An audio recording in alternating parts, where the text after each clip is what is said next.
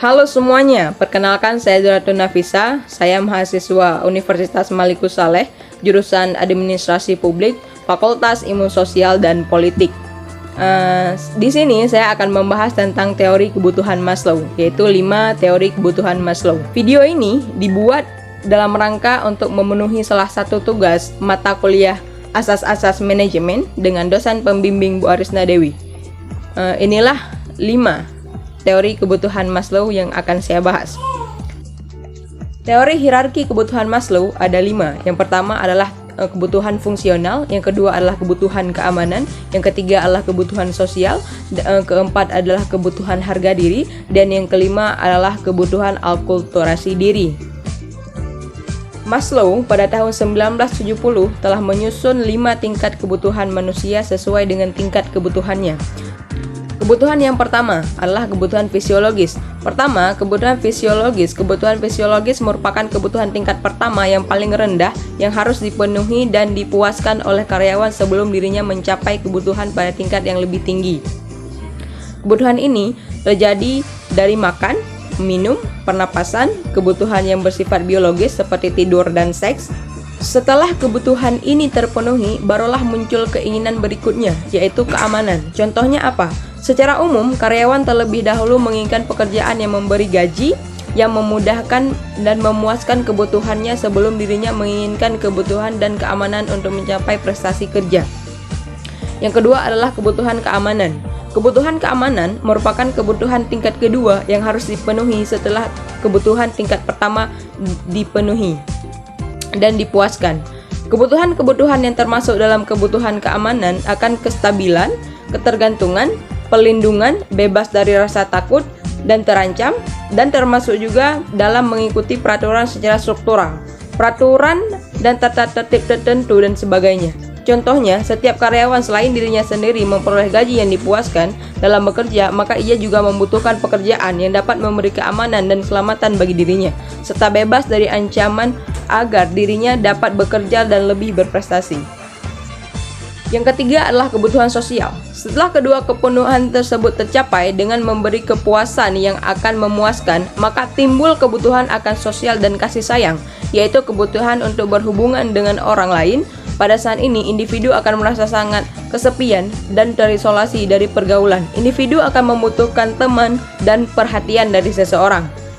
Contohnya, setiap karyawan selain menginginkan pekerjaan yang aman dan selamat, dirinya juga ingin berinteraksi dengan orang agar tidak merasa kesepian, sehingga ia dapat berprestasi dalam bekerja. Ketiga kebutuhan di atas merupakan kebutuhan tingkat rendah, dan 2 kebutuhan berikutnya adalah kebutuhan tingkat tertinggi. Teori Maslow kan ada 5. Jadi yang 3 yang sudah saya jelaskan tadi itu merupakan tingkat kebutuhan paling rendah, dan 2 yang akan saya jelaskan berikutnya merupakan tingkat kebutuhan tinggi yang akan dicapai oleh karyawan dalam teori kebutuhan Maslow ini.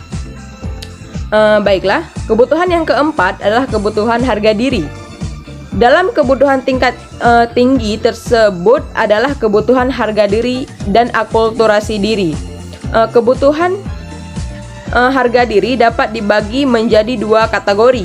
Yang pertama adalah kebutuhan terhadap kekuasaan, berprestasi, pemenuhan diri, kekuasaan, dan keamanan untuk memberi keyakinan dan kehidupan, serta kebebasan. Kedua adalah kebutuhan terhadap nama baik atau reputasi. Pemuasan kebutuhan terhadap harga diri akan membawa kepada keyakinan diri, kekuatan, kemampuan, dan pemenuhan diri. Contohnya, setiap karyawan umumnya mempunyai harapan untuk mencapai kebebasan diri dan memperoleh penghargaan dan kemampuan setelah kebutuhan sosial dan harga dirinya telah dipuaskan untuk mencapai prestasi kerja.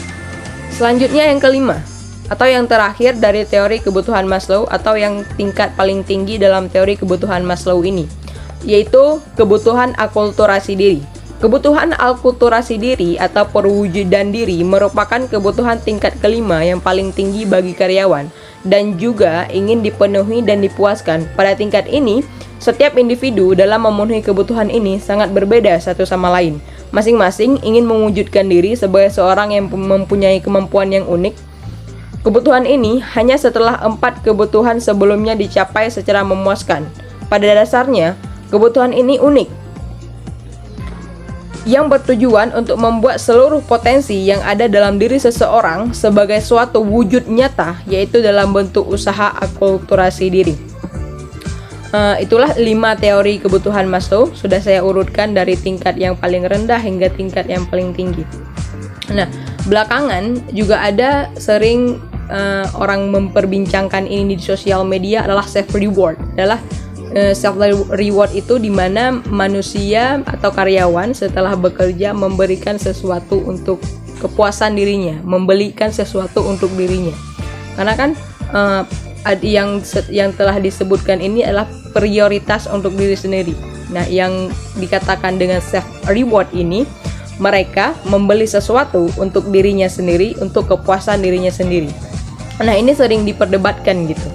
Maksudnya ada yang memang ya self reward itu harus nggak apa-apa, dan ada yang juga untuk apa self reward kalau hutangnya masih banyak apa segala macam gitu. Nah, ini sering didebatkan. Tapi menurut saya seharusnya ini tidak usah didebatkan. Bagi kamu yang mampu untuk self reward atau memberi barang yang kamu suka atau memberi apapun itu, tidak apa-apa selama itu masih ada di batas kemampuan kamu. Itu kamu masih sanggup dan kamu masih membutuhkan itu gitu. Dan tidak sampai harus mengutang atau tidak makan untuk beli itu baru aneh. Itu yang tidak boleh. Self reward tidak apa-apa asalkan sesuai dengan kemampuan kamu dan sesuai sama kebutuhan kamu. Itulah pendapat dari saya dan 5 teori kebutuhan Maslow yang kita bahas. Sekali lagi video ini dibuat dalam rangka memenuhi salah satu tugas mata kuliah asas-asas manajemen dengan dosen pembimbing Bu Arisna Dewi. Demikian dari saya. Inilah yang dapat saya sampaikan. Saya Zuratun Nafisa, mahasiswa Fakultas Ilmu Sosial dan Politik Prodi Administrasi Publik.